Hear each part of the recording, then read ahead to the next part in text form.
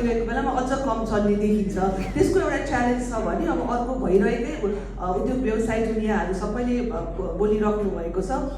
त्यो च्यालेन्जै छ र नयाँ आएको सरकार छ र नयाँ आएको सरकारमा चाहिँ ठुलो अपेक्षा पनि हामीले गरेको छ र नयाँ आएको सरकारले जुन मेन त गुड गभर्नेन्स र जिरो टलरेन्स फर करप्सन भनेर राखेको छ, तर त्यो गभर्नेन्सलाई पनि कसरी गुड गभर्नेन्स बनाउने भन्ने कुरामा पनि च्यालेन्ज छ। अब निजी क्षेत्रका पनि कुराहरू छन् भने सरकारको पोलिटिकल कुराहरूलाई, त्यसभित्र ब्युरोक्रेसीको कुराहरू त्यसलाई कसरी हेर्छ भन्ने हेर्नुपर्ने पनि छ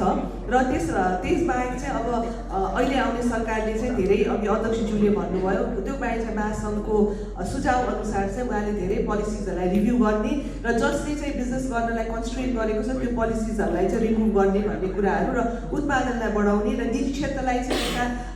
निजी क्षेत्रसँग चाहिँ मिलेर नै इकोनोमीलाई अगाडि लग्ने भन्ने जुन सरकारले बोलेको छ त्यसलाई हामी हेर्न बाँकी छ। र म के भन्न चाहन्छु नि अब चाहिँ हामी एउटा पोजिटिभ, जहिले पनि हामी एउटा पोजिटिभ विचारधाराको व्यक्तिहरू हो र अप्टिमिस्टिक पनि हो र अहिले